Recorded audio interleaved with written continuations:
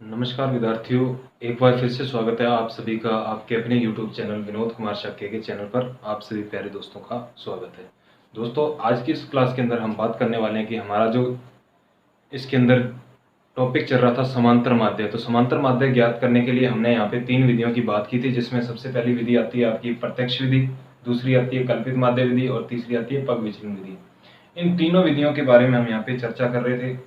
तो जिसमें मैंने आपको पहली विधि यानी प्रत्यक्ष विधि करवाई थी, जिसका 14 पॉइंट आपकी जो प्रश्नावली 1 थी उसका क्वेश्चन नंबर मैंने 1 पिछली क्लास में यहाँ पे करवा दिया था। आज की इस क्लास के अंदर हम बात करते हैं क्वेश्चन नंबर 2 के बारे में। तो यहाँ पे देखो हम लिखते हैं क्वेश्चन नंबर 2 हमारा जो है। तो क्वेश्चन नंबर 2 14.1 हमारी क्या है, प्रश्नावली है।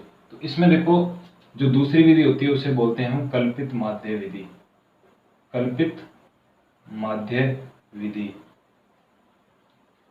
तो कल्पित माध्य विधि का देखो यहाँ पे क्या सूत्र होता है। तो यहाँ पे कल्पित माध्य विधि यानी x बार बराबर a plus sigma F D x बटे में सिग्मा एफ।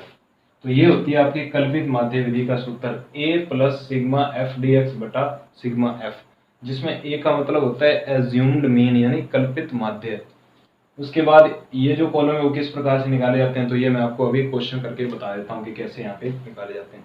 सबसे पहले हम बात करते हैं, ये जो क्वेश्चन दिया हुआ है हमें दूसरा क्वेश्चन, उसमें लिखा हुआ है कि किसी फैक्ट्री के 50 श्रमिकों की दैनिक मजदूरी, यानी कोई फैक्ट्री है उसमें क्या है, श्रमिक लगे हुए हैं यानी कर्मचारी लगे हुए हैं। तो उन कर्मचारियों की यानी उन श्रमिकों की दैनिक मजदूरी के निम्नलिखित बंटन पर विचार कीजिए। तो यानी आपको ये क्या दे रखा है, एक क्वेश्चन दिया हुआ है बंटन, यानी कि इस प्रकार से दिया हुआ है जिसमें लिखा हुआ है दैनिक मजदूरी रुपयों में। तो यानी सबसे पहले हम यहाँ पे लिख सकते हैं दैनिक मजदूरी रुपयों में। तो जो दैनिक मजदूरी है, दैनिक मजदूरी किसमें दी हुई है आपको, रुपयों में। तो दैनिक मजदूरी किसमें दी हुई है आपको, यहाँ पे रुपयों में। तो कैसे कैसे दे रखी है, तो 500 से 520, 500 से 520, 520 से 540, उसके बाद 540 से 560, 560, 560 से 580, उसके बाद 580 से 600, 580 से क्या दिया हुआ है, 600। तो ये आपको यहाँ तक दी हुई है, यानी कि 580 से 600 तक यहाँ तक आपको ये क्या है, दी हुई है। इसके बाद देखो अब यहाँ पे बात आती है क्या कि अब आपको आगे जो अगला कॉलम दे रखा है वो दे रखा है श्रमिकों की संख्या, श्रमिकों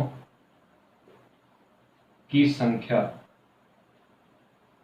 श्रमिकों की संख्या, जिसे हम क्या मान सकते हैं, यहाँ पे मैंने बताया था आपको, इसको हम मान सकते हैं एफ।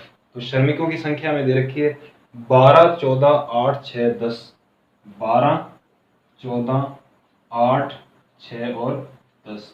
तो यहाँ पे दी हुई है 12, 14, 8, 6 और 10। तो ये दे रखी है हमें श्रमिकों की संख्या। तो मेरे प्यारे साथियों, यहाँ पर अब हमें क्या दिया हुआ है कि सबसे पहले दैनिक मजदूरी यानी रुपयों में दे रखी है, उसके बाद श्रमिकों की संख्या हमें दे रखी है, जिसे हमने क्या लिख लिया, एफ लिख लिया। अगला जो कॉलम आता है यहाँ पे वो आता है आपका मध्यमान का। कौन सा, मध्यमान। तो जब आप कल्पित माध्य विधि का भी प्रयोग कर रहे होगे तो भी आपको मध्यमान यानी कि x निकालना ही पड़ेगा। तो मैंने x निकालने का क्या तरीका बताया था, एक होती है आपकी उच्च सीमा, एक होती है निम्न सीमा। तो इन दोनों को जोड़कर कितने से भाग दे दिया जाता है, 2 से भाग दे दिया जाता है। तो उससे हम क्या बोलते हैं, फिर मध्यमान बोलते हैं। तो मध्यमान हमारा यहाँ पे ज्ञात हो जाता है। तो इस जो ये जो हमें ग्रुप दे रखा है, ये जो वर्ग दे रखा है, इसका मध्यमान क्या आएगा, देखो 500 और 520 को जोड़ोगे तो 500 और 500 हजार, 1000 और 20 यानी 1020। तो 1020 का आधा कितना हो जाता है, यहाँ पे 510 हो जाता है। 510 यानी 2 से जब भाग दे देंगे 1020 को तो कितना आ जाएगा, 510 आ जाएगा। उसके बाद 520 और 540 के बीच की जो संख्या आती है वो क्या होती है, 530। यानी इन दोनों को जोड़कर कितने से भाग, 2 से भाग। जब यहाँ अंतर समान है तो यहाँ भी अंतर क्या होगा, समान होगा। तो 510 और 530 में कितने का अंतर है, 20 का। तो 530 और 20 कितने हो जाएंगे, 550। उसके बाद 570, उसके बाद यहाँ पे 590। तो ये आ गया आपका मध्यमान यहाँ तक कि 510, 530, 550, 570 और 590। अब यहाँ पे बात आती है देखो आगे की, यहाँ पे अगला जो स्टेप होता है जब इस विधि के अंदर यानी कल्पित माध्य विधि से हम समांतर माध्य ज्ञात करेंगे, तो हमारा अगला जो स्टेप बनता है वो बनता है dx बराबर यहाँ पे x माइनस ए। तो dx निकालने का क्या सूत्र होता है, x माइनस ए। तो जो यहाँ पे हमने क्या लिखा है dx निकालने का सूत्र, तो dx बराबर x माइनस a।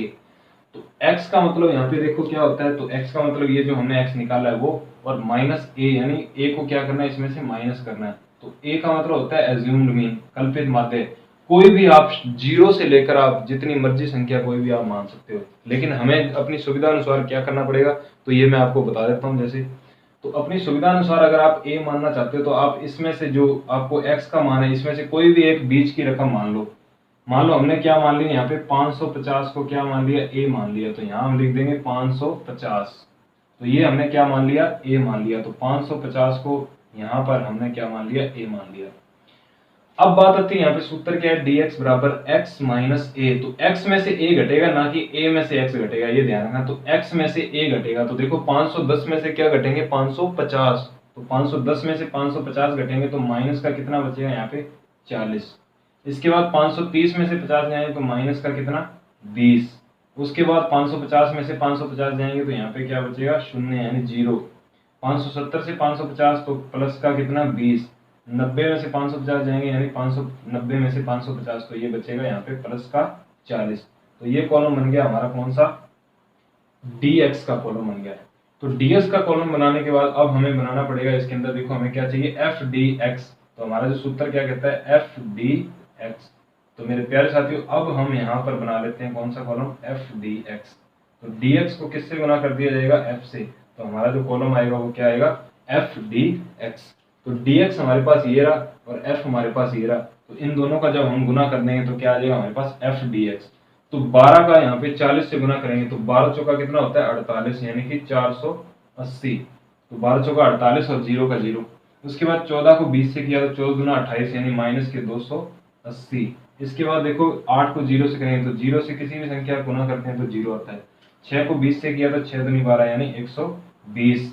उसके बाद 10 को 40 से किया तो यहाँ पे कितना आ जाएगा आपका, 400 आ जाएगा। अब यहाँ पे बात आती है, देखो इसकी क्या यहाँ पे टोटल करने की। तो यहाँ पे टोटल हम कर देते हैं क्या, सिग्मा एफ डी एक्स बराबर सिग्मा एफ डी एक्स। तो देखो ये जो माइनस के होते हैं ये अलग और प्लस के अलग, इनको अलग जोड़कर क्या किया जाता है, इनका जो अंतर होता है वो यहाँ पे ज्ञात कर लिया जाता है। तो यहाँ पे हम अगर इनका जोड़ करते हैं इन दोनों का, तो 480 और 280 कितने हो गए यहाँ पे, 4 और 2 6, 8 और 8 16, यानी कि ये हो गया आपके 760। 760 यानी 0 का 0, 8 और 8 16 का छीका हंस लगी, 4 2 6 और 1 7, 760 हो गया यहाँ। इसके बाद इन दोनों का जोड़ करते हैं, तो यहाँ पे इन दोनों का जब जोड़ किया जाता है तो देखो 120 और 400, 400 और 1 500, तो ये हो जाएगा आपका 520। तो प्लस के तो 520 है और माइनस के क्या है 760। तो ज्यादा किसके हैं आपके, माइनस के। तो कितने ज्यादा हैं, तो आपको यहाँ पे क्या करना पड़ेगा, 760 में से 520 को यहाँ पे घटाना पड़ेगा यानी माइनस करना पड़ेगा। तो घटा देते हैं, 0 का 0 बच गया, 6 में से 2 गए 4 और 7 में से 5 गए तो यहाँ 2, यानी ये किसके बचेंगे, फिर माइनस के बचेंगे। तो यहाँ पे हम लिख सकते हैं माइनस के कितने, 240। तो हमारा सिग्मा एफ डी एक्स का जो टोटल आया वो क्या आया, माइनस का 240 आ गया यहाँ पे। इसके बाद बात आती है, अब देखो आगे यहाँ पे क्या कहता है ये, इसके बाद हम टोटल कर लेंगे किसका, सिग्मा एफ का। तो मेरे प्यारे साथियों अब हम यहाँ पर सिग्मा किसका, एफ का टोटल कर लेंगे। तो सिग्मा एफ बराबर, तो यहाँ जोड़ लेते हैं अपने, 2 और 4 6, 6 और 8 14, 14 6 20, 20 का 0 यहाँ पे 20 की। उसके बाद यहाँ से लगी 2, 2 और 1 3, 3 और 1 4, 4 और 1 यहाँ पे 5। तो ये कितना हो गया हमारा सिग्मा एफ का टोटल, 50। तो सिग्मा एफ का टोटल यहाँ पे कितना आ गया हमारा, 50 आ गया। अब यहाँ पे हम सूत्र लगा लेते हैं, क्या यहाँ पे क्या लिखेंगे, कल्पित माध्य, कल्पित माध्य विधि से, कल्पित माध्य विधि से समांतर माध्य x बार बराबर a प्लस, ये देखो सूत्र लिखा था ना, a plus sigma F D x बटे सिग्मा एफ। a का मतलब कितना, एज्यूम्ड मीन, हमने कितना माना था 550। तो 550 plus sigma F D x कितना आया, माइनस का 240। भाग कितने से दिया जाएगा इसमें, 50 से। तो माइनस के 240 में 50 का भाग दिया जाएगा। 0 से क्या काट सकते हैं हम, 0 काट सकते हैं। आगे लिखेंगे 550। उसके बाद देखो ये प्लस का निशान है, ये माइनस का, तो प्लस माइनस क्या होता है, माइनस। अब अपने को भाग देना 24 को 5 से, तो हम भाग कर लेते हैं 24 को कितने से, 5 से। तो 24 को हमने भाग देना कितने से, 5 से।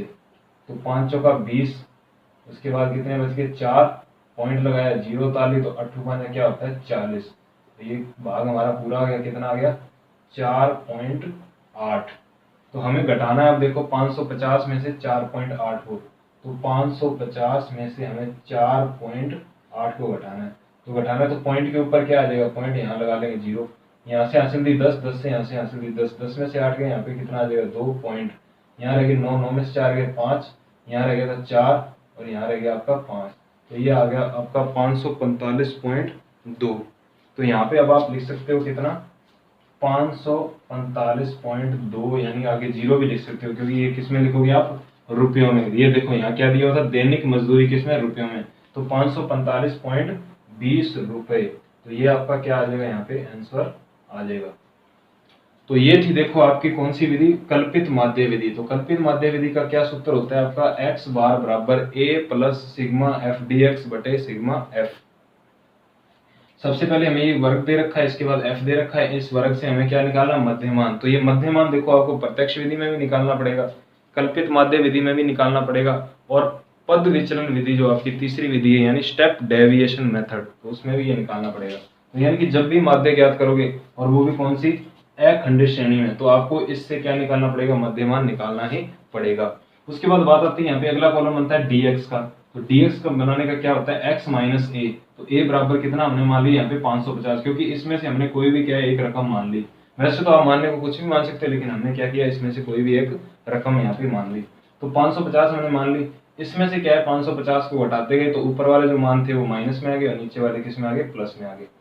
अब इस dx को किससे गुना कर दिया, f dx, इससे f से गुना कर दिया। तो dx को गुना f से किया तो यहाँ पे हमारा ये जो इस तरीके से आएगा कि दो तो जो माइनस में आगे मान और दो के आगे प्लस में आगे। तो ये माइनस के जोड़ लिए अलग और प्लस के जोड़ लिए अलग, जब दोनों का डिफरेंस किया तो यानी घटाया तो हमें कौन सा मान प्राप्त हुआ, माइनस के 240 प्राप्त हुआ। इसके बाद यहाँ पे देखो आपने क्या किया, फिर f का भी टोटल कर लिया, सिग्मा f कितना आ गया 50। अब यहाँ पे हम लिखेंगे कल्पित माध्य विधि से समांतर माध्य, कल्पित माध्य विधि से कौन सा, समांतर माध्य। तो कल्पित माध्य विधि से समांतर माध्य क्या सूत्र हो गया, x बार बराबर a plus sigma F dx बटे सिग्मा f। तो a का मान कितना लिख दिया हमने 550 प्लस सिग्मा एफ dx कितना आ गया आपका माइनस का 240, भाग कितने से दे दिया आपने यहाँ पे 50, यानी सिग्मा f का टोटल कितना था हमारा 50।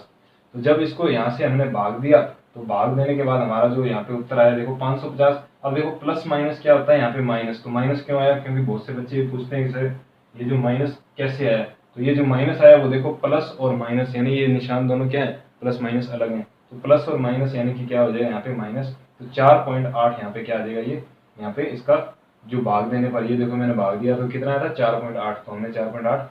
अब 550 में से 4.8 को क्या करना है, घटाना है। 4.8 लिख लो, 4.80 लिख लो, तो यहाँ पे आप क्या करोगे, देखो यहाँ से घटा दोगे। तो 550 में से 4.8 घटाया तो कितना आ गया 545.2। फिर आगे आप क्या लिख सकते हैं 0, क्योंकि रुपयों में हमें लिखना है। तो ये क्या हो गया 20, यानी 545 रुपये और 20 क्या हो गई यहाँ पे पैसे, यानी 545.20। तो ये आपका मजदूरी जो थी वो रुपयों में निकालनी थी, तो ये आपका क्या आ गया यहाँ पे आंसर आ गया, कितना आ गया 545.20। तो अगर ये वीडियो आपको पसंद आई है तो वीडियो को लाइक जरूर कर देना, और चैनल पर नए हैं तो चैनल को सब्सक्राइब करके बेल आइकन को जरूर प्रेस कर लेना, जिससे आपको आगे आने वाली वीडियोस के नोटिफिकेशन मिलते रहें, और वो भी सबसे पहले मेरे द्वारा। इसी तरीके से आपको यहाँ पे लाइव क्लासेस के माध्यम से या फिर रिकॉर्डेड क्लासेस के माध्यम से आपको इस यूट्यूब चैनल पर बहुत सारी आपके लिए यहाँ पे वीडियोज़ लाई जाएंगी अब लगातार। और आप इस वीडियो को ज़्यादा से ज़्यादा अपने दोस्तों के साथ, जितने भी आपके दोस्त हैं जो क्लास 10th के अंदर हैं, तो उनको आप शेयर कर देना। तो इस वीडियो के अंदर जुड़ा रहने के लिए आप सभी प्यारे विद्यार्थियों का बहुत बहुत धन्यवाद।